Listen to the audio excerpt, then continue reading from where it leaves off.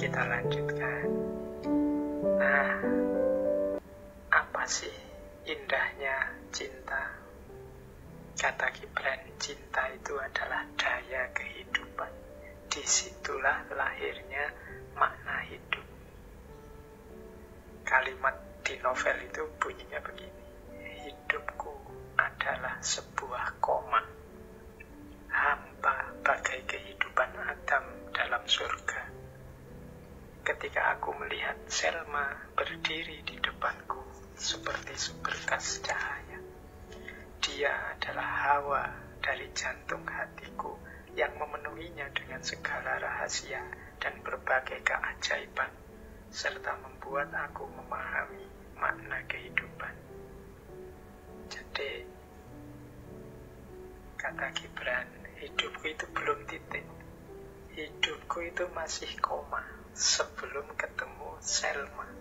Sebagaimana Adam yang tidak lengkap hidupnya sebelum ketemu Hawa.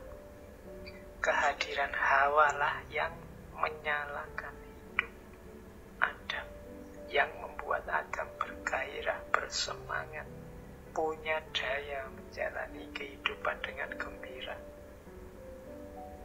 Kehadiran Hawa lah, kehadiran Selma lah, kan itu. Hadirnya Selma membuat hidup yang semula koma sekarang titik. Sekarang ada maknanya, bukan hidup yang hampa, bukan hidup yang dijalani otomatis kayak robot, cuma makan tidur dan seterusnya. Tapi hadirnya orang yang dicintai membuat hidup kita punya makna. Nah, jadi teman-teman yang belum ketemu Selmanya, belum ketemu Hawanya, berarti hidup kalian masih koma, belum titik. Hidup yang masih koma, ya kalau masih koma, masih perjalanannya masih panjang. Masih, jangan-jangan setelah koma terus masih koma lagi, seolah-olah sudah titik tapi ternyata enggak. Mungkin ya masih titik koma, berarti pokoknya dia penuh setelah Selma hadir, setelah Hawa hadir. Berarti cinta adalah daya dalam kehidupan. Ini pelajaran yang kedua. Jadi pelajaran pertama adalah cinta pertama itu adalah keindahan hidup, kenangan yang tak terlupakan. Dan hadirnya cinta membuat hidup penuh makna, membuat hidup tidak hanya koma, tapi sudah titik. Itu pelajaran kedua.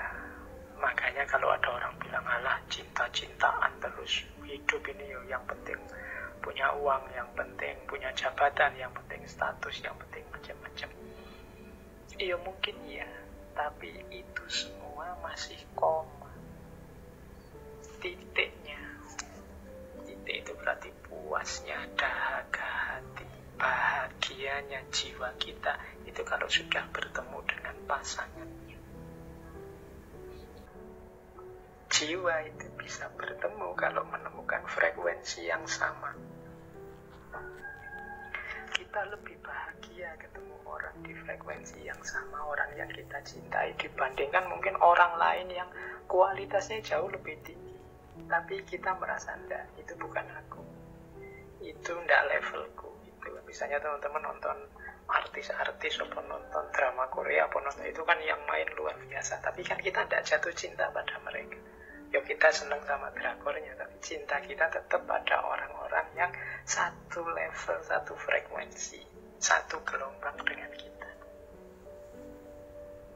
Jadi rumus ini harus kita ingat-ingat. Jadi cinta itu ya tidak jauh-jauh dari orang-orang yang ada di sekeliling kita, yang tidak pernah ketemu sama sekali ya susah. Jadi dia butuh kenyamanan dalam kebersamaan rasa, itu pun yang punya kebersamaan rasa. Misalnya kita ini orang bukan siapa-siapa, sementara dia orang yang jauh levelnya lebih tinggi, meskipun dekat dengan kita biasanya ya susah nyambung. Yang nyambung itu ketika dua jiwa punya frekuensi yang sama, ketemu kesamaan-kesamaannya. Makanya dalam Islam itu kan kalau menikah itu antara lain disarankan mencari yang sekufu. Sekufu itu kalau saya mendefinisikan tidak selalu harus urusan sama-sama kaya atau level sosial, status sosialnya sama, tidak harus selalu begitu, tapi ada kesamaan pertemuan dua jiwa. Jadi dua jiwa ini frekuensinya sama, maka dia mudah bersambung. Seperti Gibran ini orangnya murung, tidak ceria karena dalam hidupnya banyak masalah. Ketemu Selma ini hidupnya lebih murung lagi, seperti tadi ceritanya, karena dia dipaksa menikah. Yang satu sedang sedih, yang satu sama-sama sedihnya. Nah, ketemulah di frekuensi yang sama, makanya terus nyambungnya mudah, karena jiwanya sama-sama hidup dalam kemurungan, dalam kesedihan. Jadi ini diantara teori dari Gibran adalah jiwa yang duka menemukan ketentraman manakala bersatu dengan sesamanya. Baik, kita lihat lagi. Ya, kalau ini teori yang lain, teori tentang rasa. Bagaimana cinta itu tumbuh. Jadi ada cinta, ada rasa.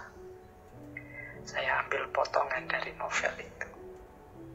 Jadi di novel itu ada kalimat, sekarang aku tahu bahwa ada sesuatu yang lebih tinggi daripada langit dan lebih dalam daripada lautan, lebih asing daripada kehidupan dan kematian sekaligus.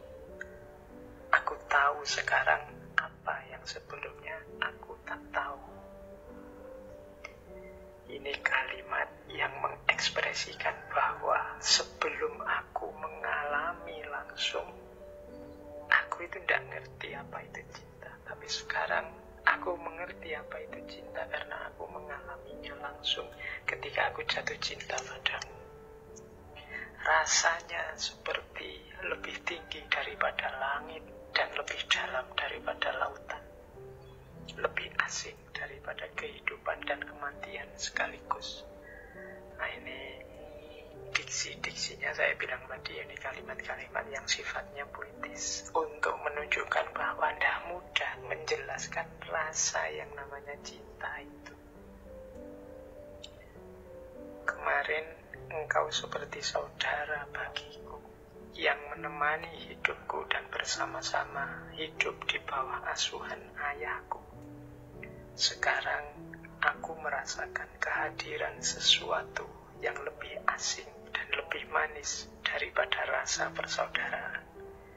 Satu percampuran rasa cinta dan ketakutan yang tak kukenal, yang memenuhi hatiku dengan duka cita dan kebahagiaan.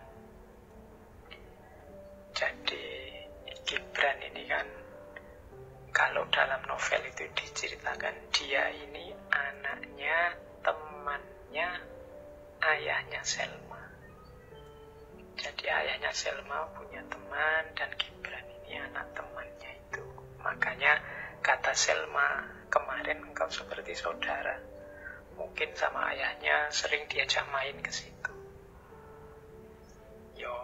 Rasanya kayak saudara, main saja, bareng-bareng saja, tidak ada rasa apa-apa. Mungkin seperti teman biasa saja, teman bermain. Tapi sekarang ada rasa sesuatu yang lebih asing, tapi lebih manis daripada persaudaraan. Ini saya bilang ini tidak bisa dijelaskan, pokoknya sampean rasakan sendiri. Ada rasa duka cita tapi sekaligus kebahagiaan. Duka cita itu takut kalau nanti engkau pergi, engkau hilang, engkau tidak bersamaku, tapi juga kebahagiaan karena cinta itu kehadirannya memang membahagiakan.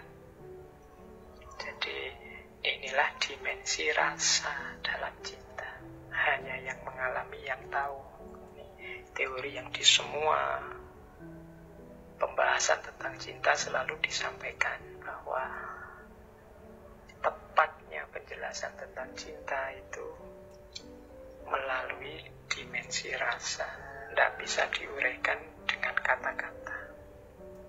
Baik, jadi dari sisi cinta kita belajar tentang rasa, kita belajar tentang pertemuan dua jiwa, kita belajar tentang air mata, kebebasan, daya hidup, serta cinta pertama.